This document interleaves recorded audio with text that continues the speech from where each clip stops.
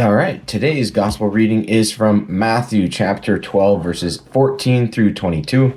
And as always, I'll be doing the explanation according to the Blessed Theophylact, who is an archbishop from the Ohrid region of Bulgaria from the 11th century.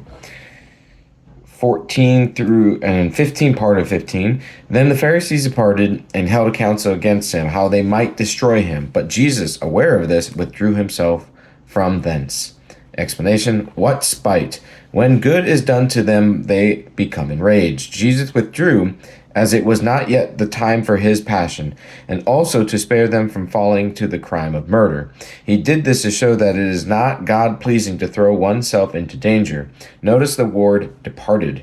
It is when they departed from God that they plotted to destroy Jesus, for no one who abides in God would plot such things. Rest of 15 and 16. And great multitudes followed him, and he healed them all, and charged them that they should not make him known. Explanation: he does not want to be made known so that he might soften the spite of the Pharisees, for he was eager to heal them in any way possible. Verses 17 through 19.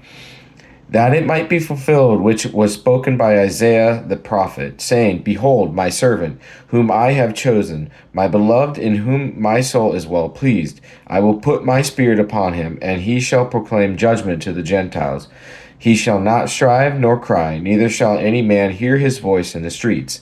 The explanation here: Matthew brings in the prophet as a witness to Jesus' meekness. For whatever the Jews want, he says Christ will do. If they do not want him to be made known, then he will not make himself known. He will not stand up against them like one seeking renown, nor will he dispute contentiously.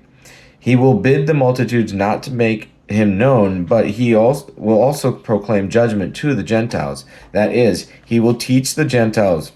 For judgment is teaching, knowledge, and discernment of the good.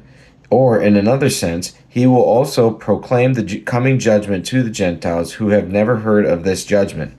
Neither shall any man hear his voice in the streets, for he did not teach in the middle of the marketplace, as did the vainglorious, but in the temple and in the synagogues, and on the mountain and along the shores. Verse 20 and 21.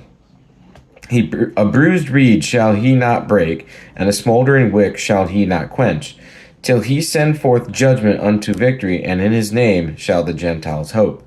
Explanation here: he could have crushed the Jews, he says, like a broken reed, and could have quenched their anger like a smoldering wick, but Jesus did not wish to do so until he had fulfilled his dispensation, and defeated them in every way. For this is the meaning of what follows: so that the Jews would have no excuse. Christ endured all things, so that later he might condemn and overcome those who could say nothing in their own defense.